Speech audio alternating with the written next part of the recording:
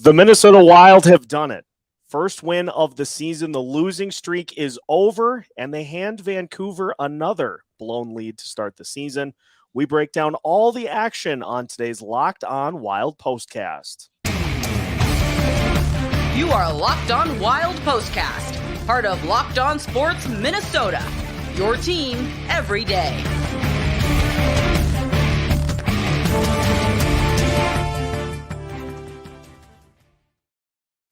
Welcome into another Locked On Wild POSTCAST as the Minnesota Wild get their first win of the season, beating Vancouver 4-3 in overtime. Seth Topol joined by Kevin Gorg. And Kevin, right off the bat, the losing streak is over. The team got their first win. And so I think it's safe to say, based off of the post-game interviews with Matt Zuccarello and Marc-Andre Fleury that I had a chance to see, seems like some pressure has been taken off of this team a little bit. Yeah, it was mounting. I'm not going to lie to you. There were some meltdowns in the tunnel behind the bench throughout these early games, including tonight. The relief that Marc-Andre Fleury talked about in our post-game interview, and then hearing the guys in that locker room kind of behind the spot where we do our other interviews after we do the on-ice one, you could just feel the happiness, the exhale of just, okay, we're going to be all right now. They just wanted to get a win for going on the road, and to do it in comeback fashion, to have your star players rise up like they did tonight, certainly, I think will give this team a little jolt of confidence. Obviously, kind of waiting to see what happened with Jordan Greenway, and we'll talk about that on the back end of our postcast here today. But I want to key in on the things that led to the win to start. Now that we get a chance to talk about a win, and we're going to go right into Marc-Andre Fleury, because it seemed like, the Canucks take the lead 3-2.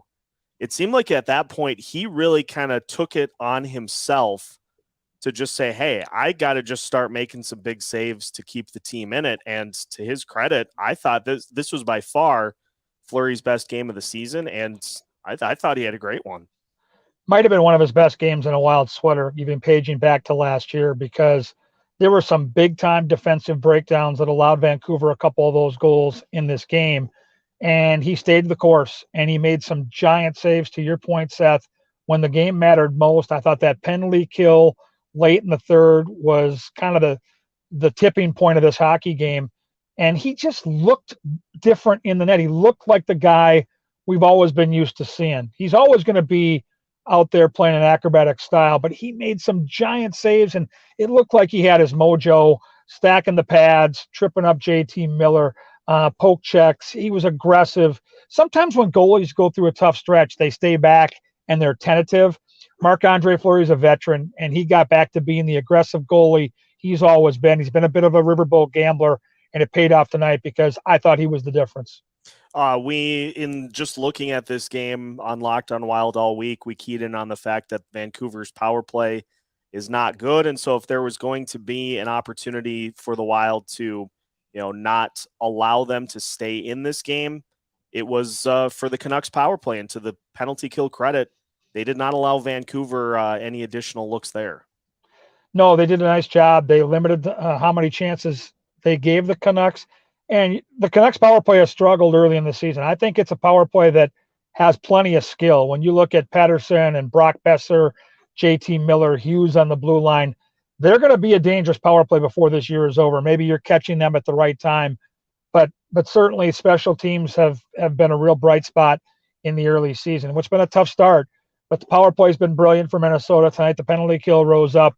Had a chance to talk to Jonas Brodin after the game, and he said it was a scary feeling sitting in that box, but his teammates blocked some shots, made some key clears, and to me that was the biggest difference from what we saw in some of the games earlier. They got the clears when they needed. They blocked some shots, and they got back to being who they are. You look at that trio of Matt Boldy, Kirill Kaprizov, and Matt Zuccarello, and it's really starting to feel 4 games in that those are the guys that are going to kind of take the team on their shoulders and get it done. And we knew that about Kirill. Matt Zuccarello has certainly been one of his favorite targets on this team. But how great is it to see Matt Boldy just be like this 10-year vet every time he's out on the ice? He looks like a player that has been in this league for a decade. You forget how young he is. He could still be playing college hockey. In fact, he's younger than a bunch of guys on the Minnesota State roster. So, I mean, think about that. I mean, this kid has so much upside. And to your point, he's such a poised hockey player. He's a big-bodied guy with speed and skill. And he's got the hockey smarts. Like, there's no panic in his game. So Dean Evison can put him out there in critical situations, and he's not going to make a silly pass or a silly play. He's very patient on the puck. He just doesn't play like a kid that's played less than a calendar year in the National Hockey League. He's such an asset for this club. I think as you look at where this kid could go and you look at the upside to his future, I think you're looking at a guy that might be a 40-goal scorer on a regular basis. The goals haven't come yet, but they're coming.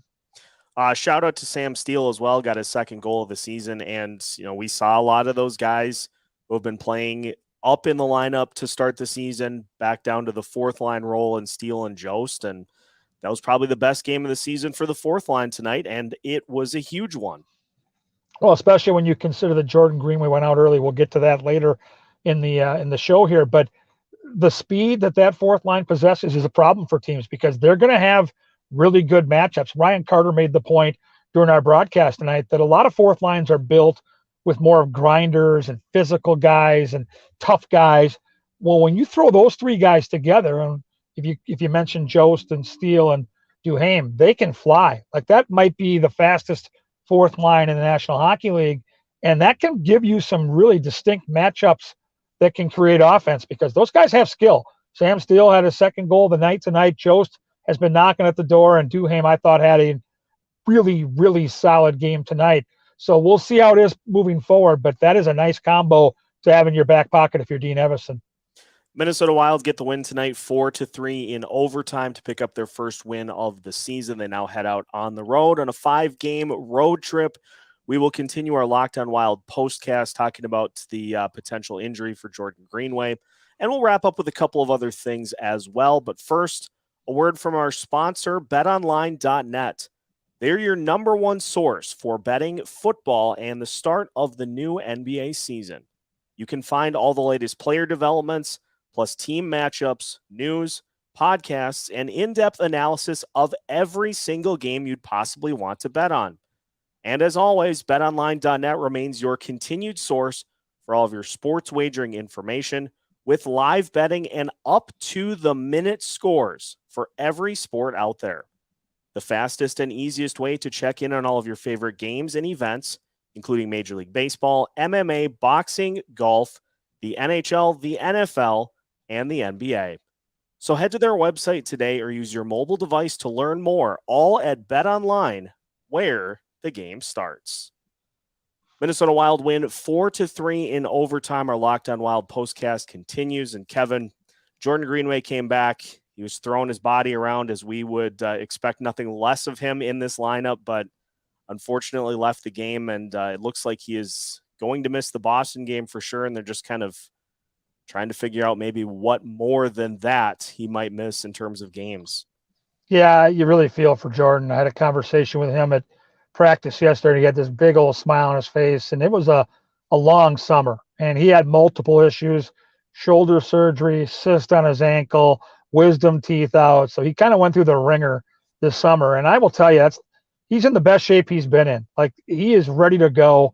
Gets out there tonight, and it didn't look good. It was a physical play behind the net, so we don't know. We just know it's an upper body, but when you've been dealing with shoulder issues already, and your heart goes out to him. It didn't look good, but we'll get more specifics, I think, as the next couple of days progress. The Wild might have an optional skate tomorrow, but they're going to take it real easy after this tough game tonight, knowing it's a day game on Saturday afternoon. But Greenway is a guy that they need, and you hope it isn't going to be too long here.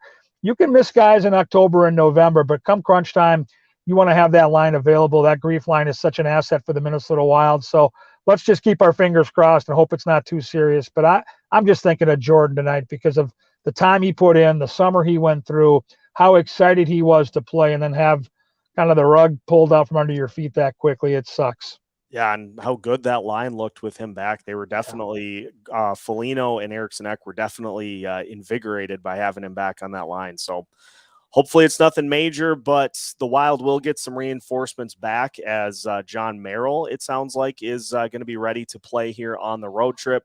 before we talk about what Merrill brings to this team, tip of the cap to Alex Goligoski, who got 2 career games played, number 1,000 in this one tonight. It takes a lot to be able to get to that level of games. I think Ryan Carter said it's something like 12 straight seasons of 82 games played. So tip of the cap to Goose for being able to stick it out here this long. Yeah, and those defensemen play some hard minutes. They're blocking shots. They're clearing traffic. They're going behind the net and getting just run into the boards by those forecheckers. He's done it for a long time. He's done it at a high level. And if you know him the way we know him, he's one of the nicest guys off the ice. And Grand Rapids native, I've known him since he played at the University of Minnesota. And the cool part of Goligoski is nothing ever changes. He's calm. He's confident. He's cool. And he's always been that way. And he's played different roles. He was a goal scorer. He was an offensive weapon. He was a power play guy as a young guy. And now he's evolved into a stay-at-home guy that pairs nicely with a player like Kalen Addison to kind of let him go out there, spread his wings a little bit. And so Goligoski's an asset. The Wild have him locked up at a nice number here for a couple of years. And he pays as many dividends off the ice nowadays as he does on the ice. And so congrats to him. Tip of the hat, as you mentioned, for sure. One of my very favorites that I've covered. He's just a genuinely good, solid human being. John Merrill ready to return, as we mentioned, and you talk about some of the physicality lost by Jordan Greenway exiting the lineup. Merrill can bring it himself, and so that'll be a nice welcome addition to this D-core heading out on this road trip. Yeah, and I think to have fresh legs too, knowing you're going to play these 5 games in a 10-day period on the road, to have some of that depth on that blue line, you're going to want to take some of that tread off the tire of veterans like Goligoski, and who knows how the games are going to play out. But you're playing against some physical teams. The Bruins play that brand of hockey for sure, and he'll be a guy that I think can jump right in and play 18 to 20 minutes and kill penalties and block shots. And he's a well-liked guy with his teammates, so his personality has absolutely been missed. And I just love it because we're going to Boston, and he grows that mustache out and has that long blonde hair. He kind of looks like Larry Bird, and he went as Larry Bird last year for Halloween. So it all ties together when we get to Boston this weekend. There we go.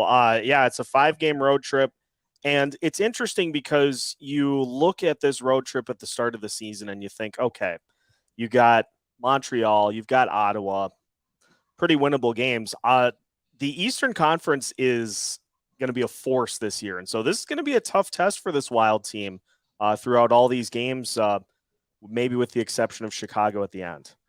Yeah, this is a trip where you just, I think, somehow, some way, try to scrape together 6 points. And it won't be easy.